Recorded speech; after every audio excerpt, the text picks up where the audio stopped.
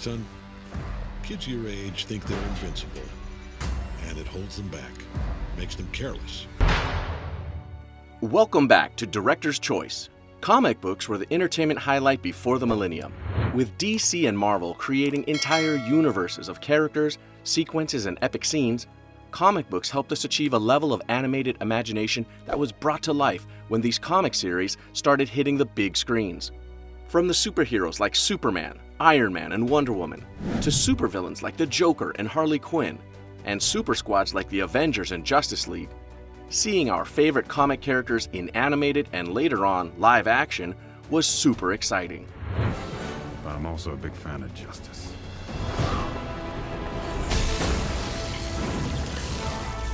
We need an assist here. In today's episode of Director's Choice, we're taking a look at the latest addition to the trend of comic book turned animated adaptation. Straight off the same titled comic series that first launched in 2003, Invincible is the newest animated show to hit our screens, and it's coming with a large dose of nostalgia. Why does Invincible remind you so much of something? And what does it remind you of? Where are those parts to look out for in the show to give you the epic throwback vibes? Is it worth comparing the past and present? We're settling into the director's seat to give you the complete breakdown on all we know about Invincible so far, which is sure to include a few spoilers.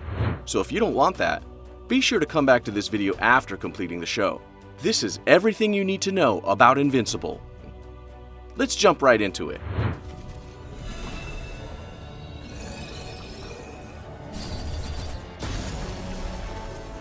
Can we actually talk about the nostalgic effect of Invincible without referencing the epic comic series it's based on? With 144 issues, Invincible was a times-changing comic at the time of its release. Invincible follows the life of Mark Grayson, son of Omni-Man, aka the world's most famous superhero, aka Nolan Grayson, as he navigates the journey to acquiring and understanding his powers, responsibilities, and identity. One of the highlights of the storyline involved the unveiled reality that Mark Grayson was exposed to as he began his heroic path. Despite the expected crime, violence, and gore that's typical to the storyline for superhero comics, Invincible found a way to present this with a conscious effort to depict that some of the aftermaths of heroic actions had consequences. And it was one of the factors that drew comic fans to the series back in 2003. Go! Although Mark Grayson was only a teenager at the beginning of the comic series, the graphical illustration and storyline didn't attempt to paint the reality of crime fighting as anything more fanciful than it was.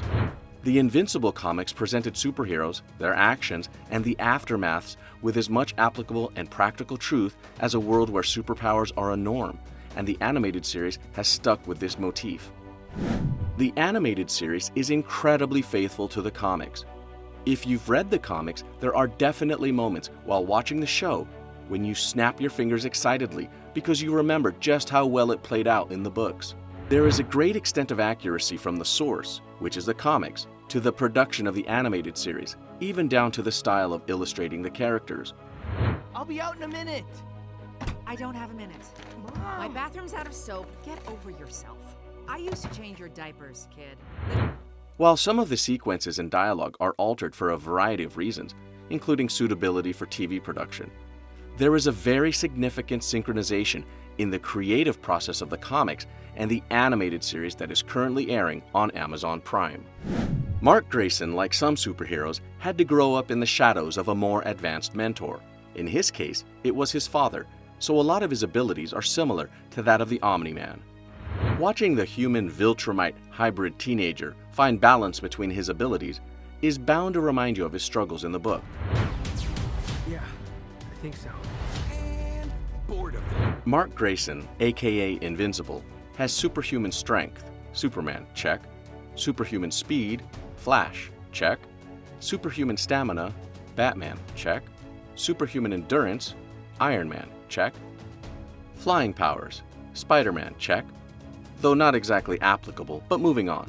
And he's invulnerable to pretty much anything, with a super enhanced self-healing ability and decelerated aging, which gives very strong werewolf vibes, but we don't know if they've been accepted into the Superhero Hall of Fame, so let's just gloss over that familiarity for now. Like a lot of the other superheroes we've met over the years, Mark is physically fit and mentally capable of leadership and dedication. In typical superhero fashion, he learns early to be accountable for his mistakes. Another thing about Invincible that just calls out fond memories in you is the character arc of the main and supporting characters. Many superheroes have tragic backgrounds that range from being orphaned to being bullied and neglected. For Mark Grayson, it's somewhere between the last two. The animated series depicts his background just like the comics did. Mark was bullied at school, and he grew up living with his mother, Debbie, and his father, Nolan, aka Omni-Man. However, his dad wasn't always around to provide emotional support. But that didn't stop Mark from grooming his fascination with superheroes, knowing that based on his dad's reputation, it was a responsibility he would have to fulfill when he was of age. And when he turned 17, his expectations came true. At first, he was simply excited to be able to use his powers and learn from his dad. But as his arc develops, according to the comics and as portrayed in the show, he realizes that he needs to balance the two aspects of his life, being a teenager and being a superhero. Are you serious, Grayson?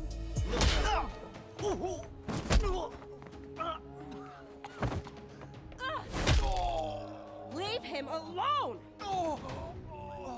When watching this play out, as viewers, we're reminded of Spider-Man and his similar struggles to what Invincible experiences while starting out on his heroic journey.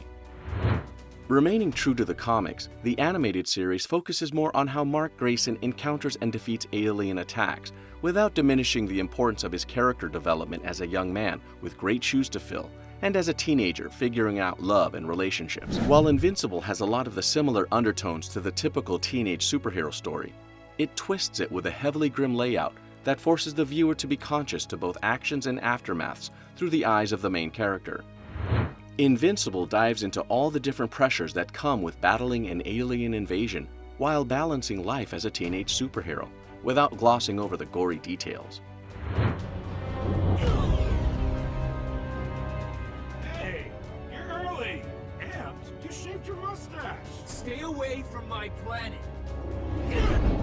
While the comic series provides a bulk of the inspiration and plot settings for the animation, there are bound to be some differences between the two media productions for the same superhero.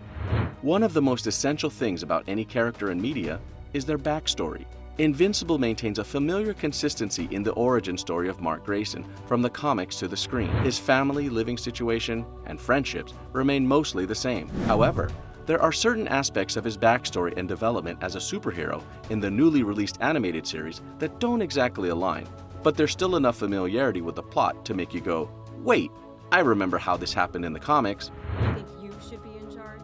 I am the most experienced. Yeah, at losing your powers. Didn't I crack that joke already? Let's take a look at some of the aspects of the animated series that may have you debating if it's from the comic series or not. By the way, the answer is yes, just with some modifications. The names of superheroes are typically based on the discovery of their abilities, which is a form of origin story in itself.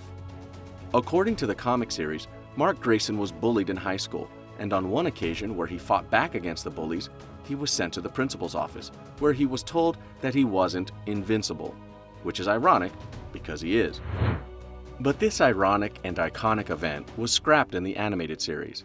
Instead, the naming occurred when Nolan Grayson was teaching his son about his abilities, implying that Mark was basically invincible, which led to the teenager's adoption of the name.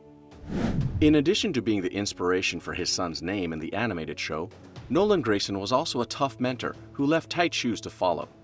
On his first mission, Mark pretty much winged it and barely chased off the robbers. While the comics say that Nolan took Mark to get a better suit for his mission, the animated series add that Nolan was pretty heavy-handed with his judgment. While Mark's character as a whole was broadened in the animated show, he wasn't the only one to be developed beyond the comics. Also, a lot of the original cast were diversified. Amber, who is white in the comics, is depicted as a black character for racial inclusivity. Ray and Green Ghost, who were men in the comics, are switched to women. And Debbie Grayson, Mark's mother, works as a real estate agent. These changes may seem minor, but they hold a lot of significance for the current social climates, which is just another reason to applaud the production team for Invincible. If we had to sum up the reason Invincible reminds us of something, the answer would be simply because it is so faithful to the original comic. Providing long-term fans with the nostalgic feel of seeing the pages from their childhood and younger lives come alive on the screen is an amazing task that Amazon has managed to achieve. We're super excited to see the yet-to-be-released episodes of Invincible. That's all for today. Thank you for joining us on the breakdown of why Invincible reminds you of something. Take a look at this other recent clip by Director's Choice and make sure to subscribe and ring the bell to be notified with our latest videos.